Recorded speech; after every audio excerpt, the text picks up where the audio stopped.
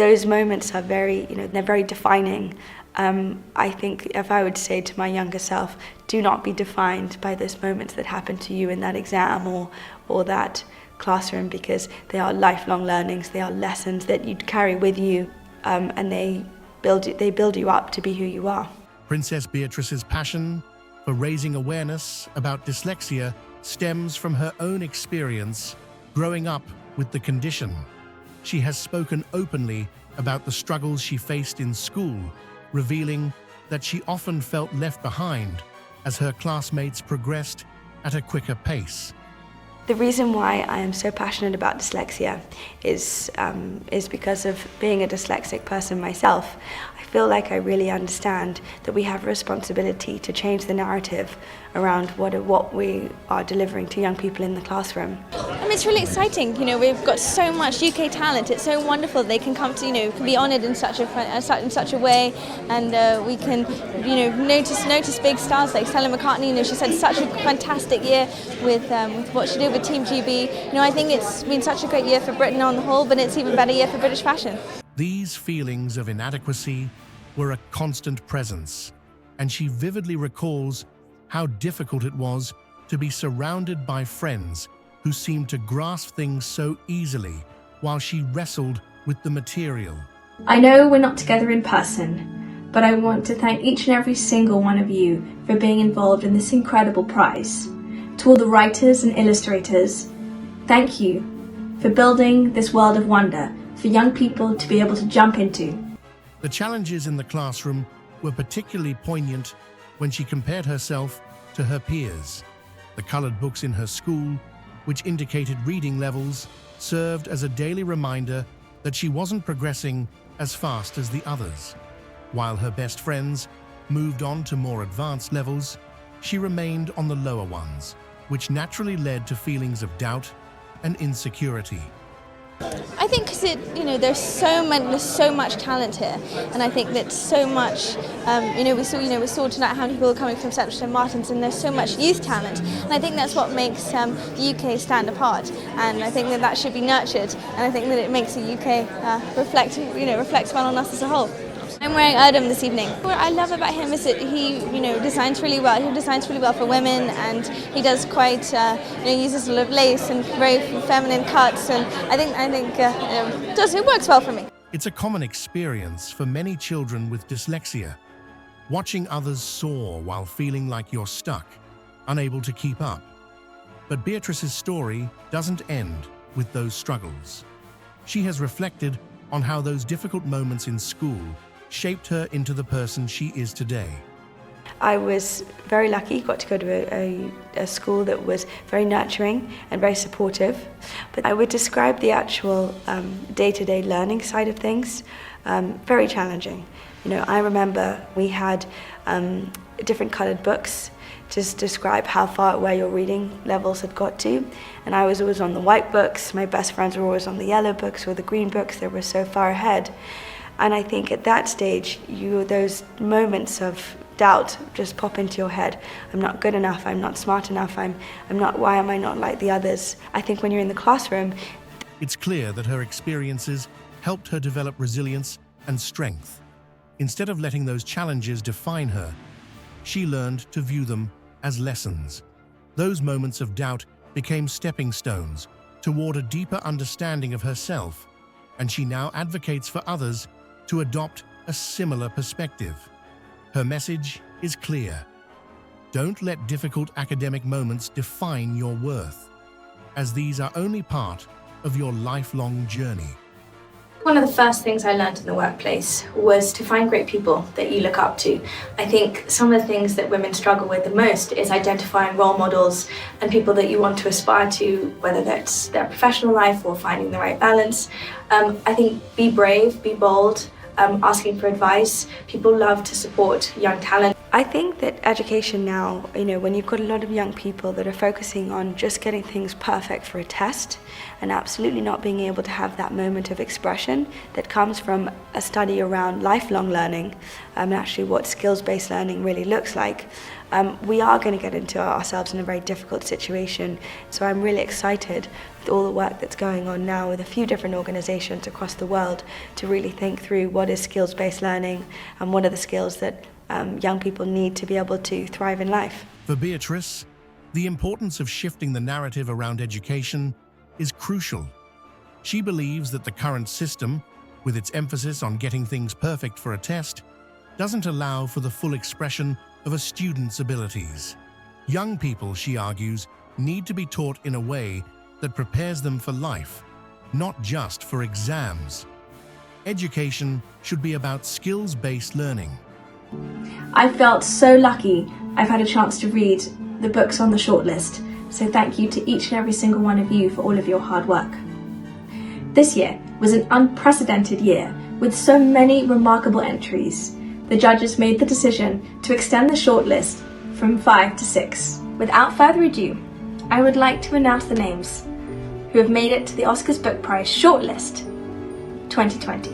I would like to commend Jordan Poskett and Alex Wilmore for The Runaway Pea, published by Simon & Schuster, Carl Newson and Ross Collins for I Am a Tiger, published by Macmillan Children's Books, Daisy Hurst for Alphonse, There's Mud on the Ceiling, published by Walter Books. I'd like to commend Benji Davis for Tad, published by HarperCollins. Focusing on developing tools that help students thrive in the real world. Her vision is one where education is reimagined to better support every student, particularly those who, like her, struggle with traditional methods of teaching. I think technology plays a really important role. Tech-enabled learning and what we can achieve with that, what we can do for multiple classrooms across the world, taking through the centres of excellence and being able to connect people, being able to tell a very different story, delivering homework help and support and online tutoring. These are great assets and great tools for young people. So I really see the work that we're doing, raising awareness around dyslexia, as a true pillar to stand up the concept of reimagining education. I've had quite a diverse career, everything from finance to charity to now working for a technology company. I think it was all about looking to what skills I wanted to bring to each of those different industries. What I've learned the most is looking at how you can diversify, how you can be agile, and how you can really find the best way to communicate across a lot of different industries. Because so many young people now are going to be faced with some of the biggest moral and ethical decisions, you really want to make sure they have every tool for success. One of the reasons why I think it's a great time to be dyslexic now is because that narrative is starting to change. I think employers are very aware that they do have to rely on a different set of skill sets. I'm very lucky I've been able to find a job that relies on my communication skills a lot more than it is me sitting behind a desk. A lot of my colleagues also have dyslexia. Beatrice is excited about the possibilities that technology offers in transforming education. With tech-enabled learning, classrooms around the world can be connected, providing more opportunities for students to receive the support they need. Take the time to back yourself.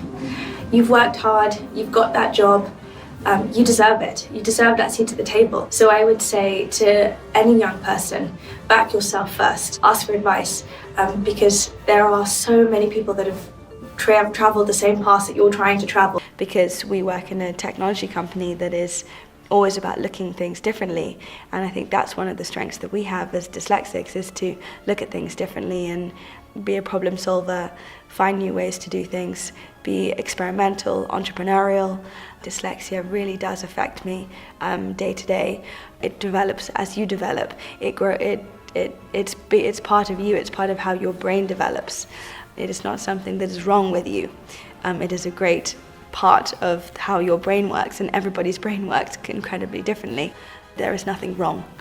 There is just everything that is so right. I'd love to see this appreciation for Second Lives and what that brings to your work and what that contributes to your community at work. I think companies nowadays are really building on that sense of community. So to be able to kind of bring that in, find the balance in how you are as a professional, but also how you are with your family, or with your pets, or with your charity work, or with anything else that you have going on alongside of it. You can also share that in your community.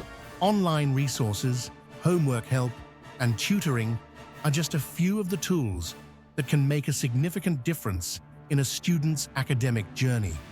In her view, these tools are vital for young people today, especially as they face increasingly complex challenges in the world.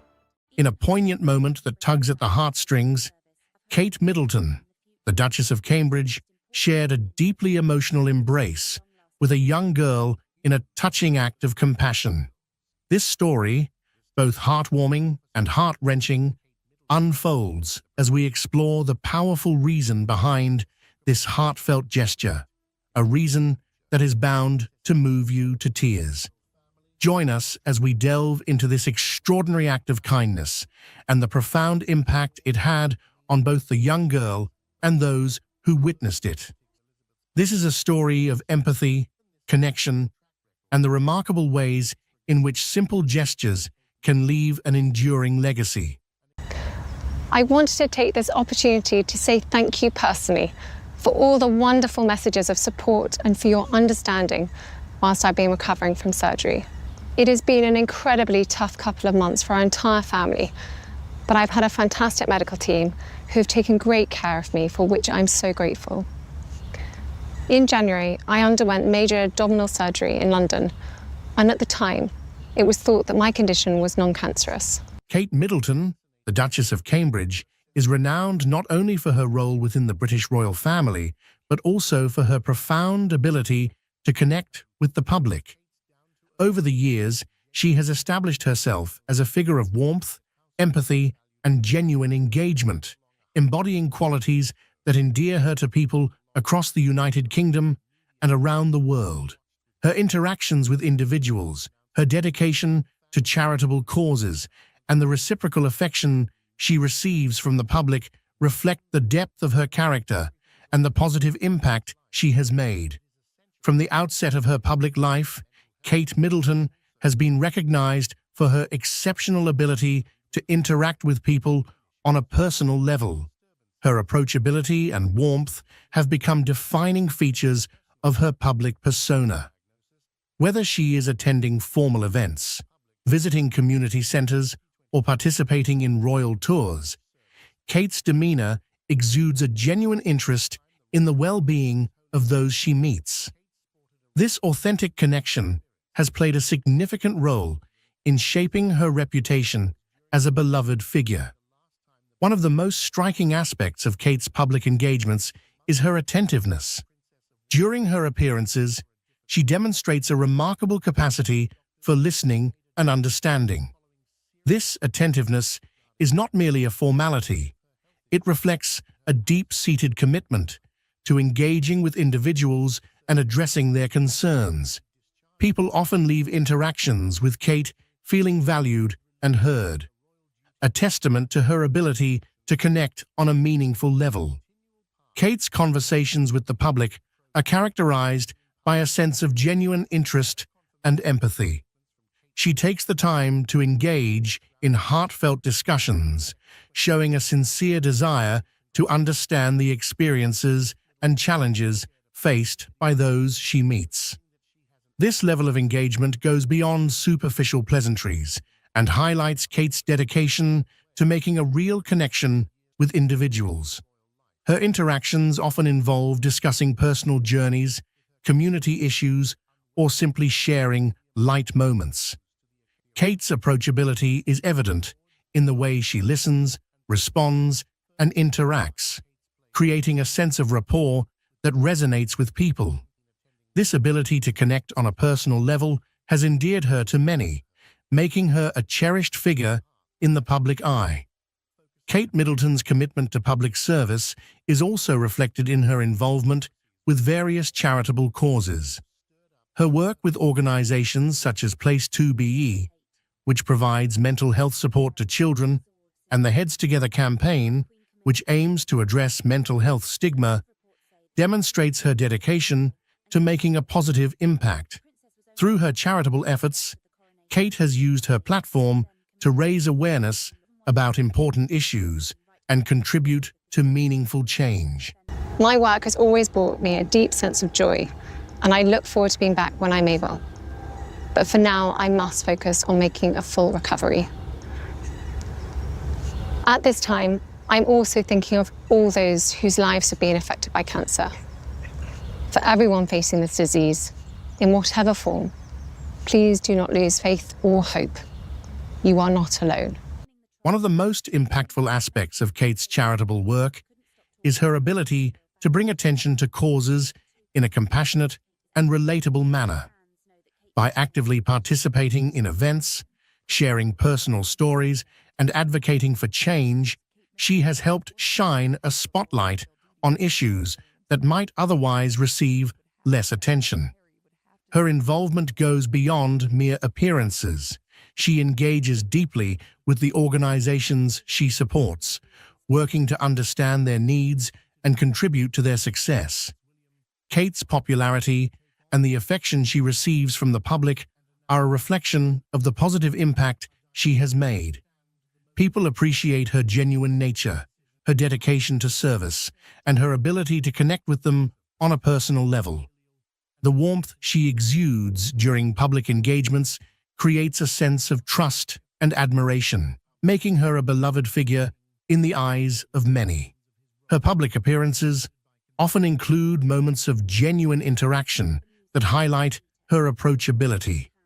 Whether it's sharing a laugh with a child, engaging in a heartfelt conversation with a community member, or participating in activities that connect her with the people she meets, Kate's demeanor is consistently warm and welcoming. These interactions are captured in photographs and videos, which further reinforce her reputation as a relatable and caring individual. Kate Middleton's role as a mother has also contributed to her public image. Her approach to parenting, characterized by warmth and openness, resonates with many people. The way she balances her royal duties with family life is seen as both admirable and relatable.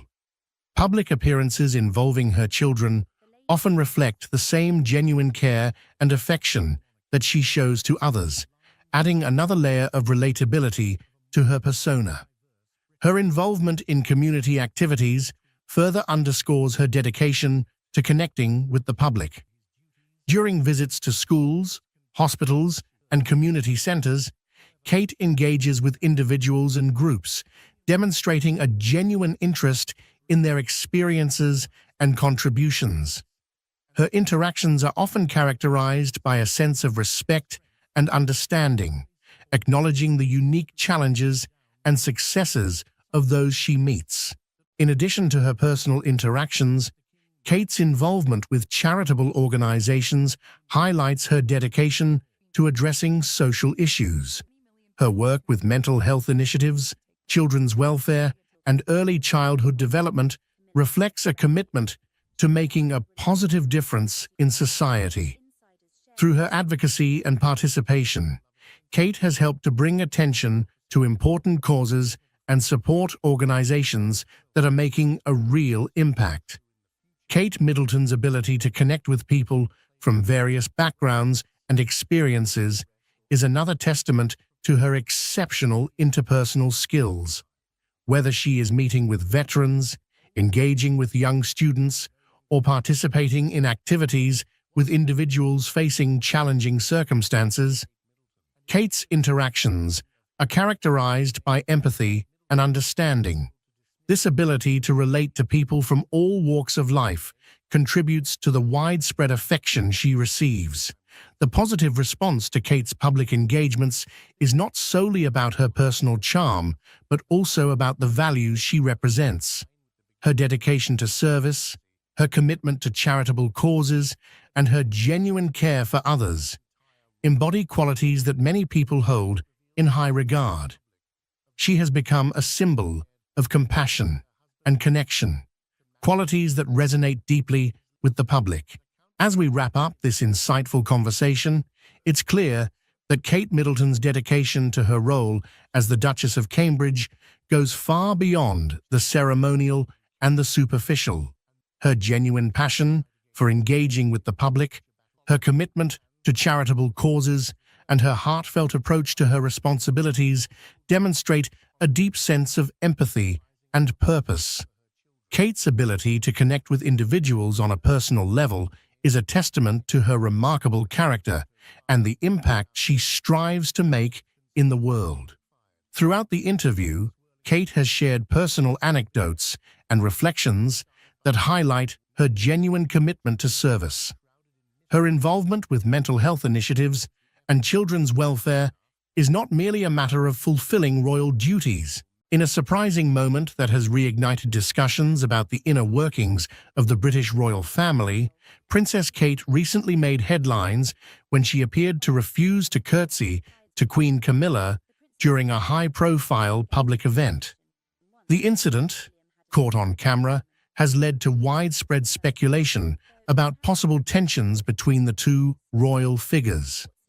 As protocol usually requires the Princess of Wales to show deference to the Queen Consort with a curtsy, Kate's decision to bypass this traditional gesture has been viewed by some as a pointed act of defiance, possibly reflecting underlying discord within the royal household. This moment, though brief, has added a new layer to the ongoing narrative surrounding the dynamics and relationships among the senior members of the monarchy. If you look at the coronation footage as the King and Queen leave the thrones and head for the exit of Westminster Abbey on the coronation Saturday, you'll see that everyone bows and curtsies to the King, and no one moves a limb, a muscle, when Camilla passes. And that was because they were angry with Camilla. Camilla brought 20 Parker Bowleses to the coronation. There were 4 Middletons. All the people that helped Camilla get the crown on her head were excluded from that coronation, and they were furious.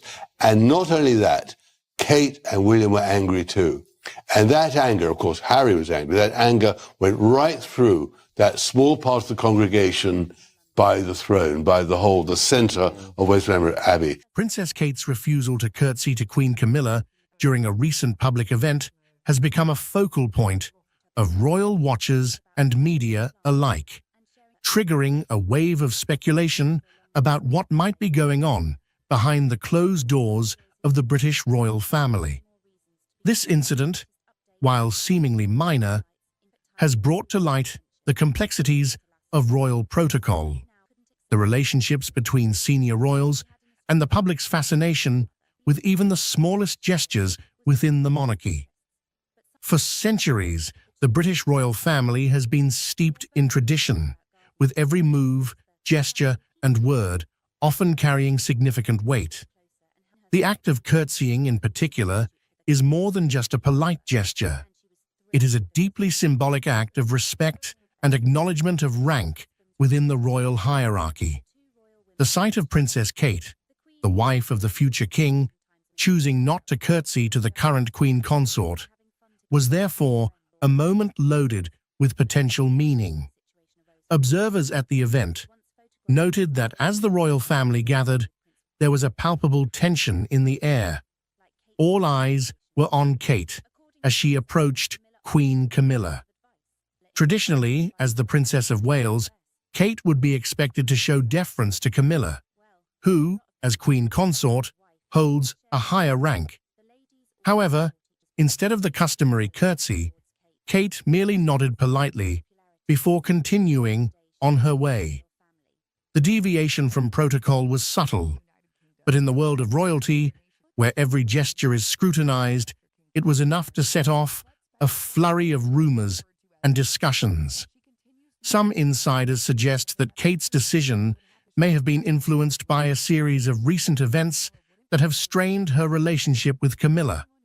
It's no secret that the royal family has faced numerous challenges over the years, from the death of Princess Diana to the ongoing struggles with public perception and the media. These challenges have, at times, created rifts between different members of the family, and it's possible that these tensions are now playing out in public view. One potential source of tension could be the differing approaches Kate and Camilla have taken toward their royal duties. Kate, known for her modern approach and emphasis on mental health and children's issues, has become a beloved figure in the UK and beyond. Her calm demeanor and dedication to her role have won her widespread praise, particularly among the younger generation of royal watchers.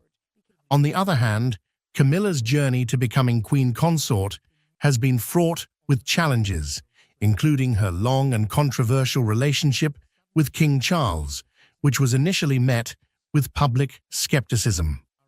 Over time, Camilla has worked hard to carve out her own role within the monarchy, focusing on issues such as domestic violence and literacy. Despite their different approaches, both women are united by their commitment to the monarchy and their families.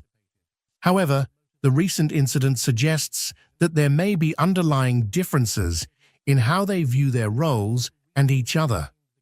Some sources close to the royal family have hinted that there may have been disagreements over how certain royal duties should be handled or how public appearances should be managed, leading to a build-up of tension that finally surfaced in this public moment. This isn't the first time that the British royal family has found itself at the center of public scrutiny due to interpersonal dynamics. The relationship between Queen Elizabeth II and Princess Diana, for example, was often portrayed as complex, with Diana's popularity and modern approach sometimes clashing with the traditionalism of the monarchy. Similarly, the relationship between Prince Harry and Meghan Markle and the rest of the royal family has been a source of intense media interest and public debate, particularly after the couple's decision to step back from their royal duties and the subsequent revelations about their experiences within the family. In many ways, the monarchy's public image is shaped as much by these personal relationships as by official duties and public engagements.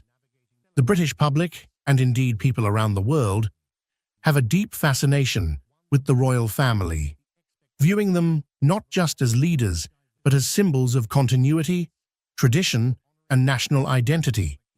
As such, any sign of discord or deviation from the norm within the family is often magnified, leading to intense speculation and debate. The incident involving Kate and Camilla has also highlighted the challenges that come with navigating the complex world of royal protocol. While the rules and traditions of the monarchy are designed to maintain order and respect, they can also be a source of tension, particularly when personal feelings come into play. In this case, Kate's decision not to curtsy may have been a way of asserting her own identity and independence within the rigid structure of the royal family. The British royal family, with all its grandeur and tradition, is often seen as a symbol of continuity and stability in a rapidly changing world. Yet incidents like the one involving Princess Kate and Queen Camilla reveal the human side of this storied institution, where personal relationships and emotions intersect with the demands of duty and protocol. The refusal to curtsy might seem like a small act, but in the context of royal life, it carries significant weight, shedding light on the complexities and challenges that come with being part of such a unique and scrutinized family. As the public and media continue to speculate on the meaning behind this moment, it serves as a reminder that the royals, despite their elevated status, are not immune to the intricacies of personal dynamics. The balance between upholding tradition and navigating modern relationships is a delicate one, and this incident underscores the ongoing evolution of the monarchy as it seeks to remain relevant in the 21st century. In the coming years, as Kate and other younger royals take on more prominent roles, moments like these will likely shape how they are perceived both within the family and by the public. Will they adhere strictly to tradition, or will they seek to redefine their roles in a way that reflects their own values and the changing expectations of society? The answer to this question will play a crucial role in determining the future of the monarchy. For now, this incident stands as a moment of reflection, not just for the royal family, but for all who follow their story. It highlights the ongoing tension between personal feelings and public expectations, a theme that has run through the history of the British monarchy. As the world watches how this situation unfolds, it will be interesting to see how the royal family navigates this latest challenge and what it reveals about the future direction of the institution. Ultimately, the story of the British royal family is one of endurance, adaptation, and the constant balancing act between tradition and change. In a shocking turn of events, King Charles III has stepped down from his role as the monarch of the British royal family.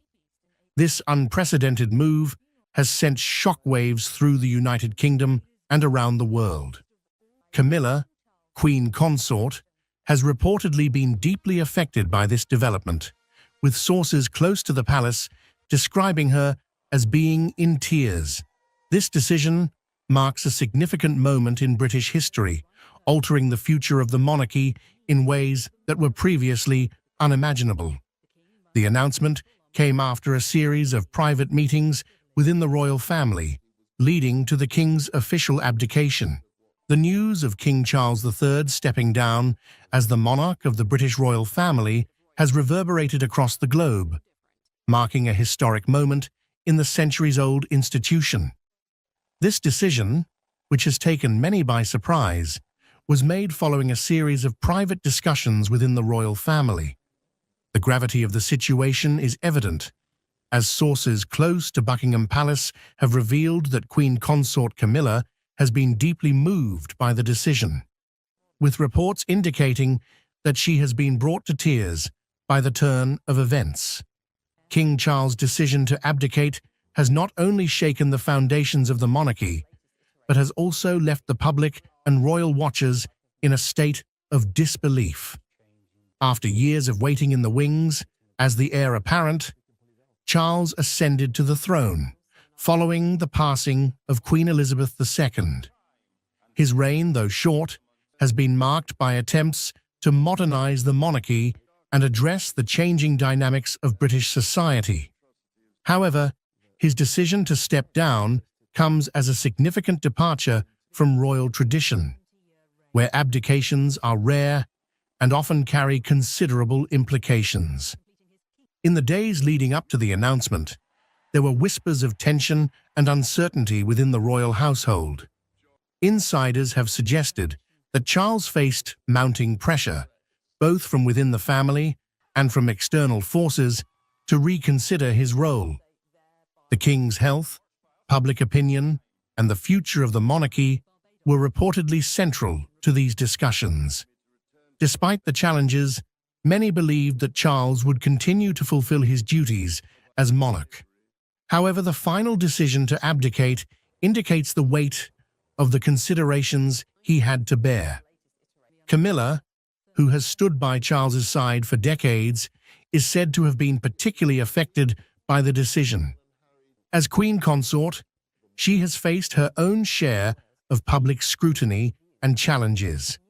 The prospect of Charles stepping down from the throne has added a personal dimension to the situation, amplifying the emotional toll it has taken on her. Those close to the couple have described Camilla as being visibly distressed, struggling to come to terms with the new reality of their lives. Her tears are a testament to the profound impact this decision has had on those within the royal circle. The implications of King Charles's abdication are vast and complex.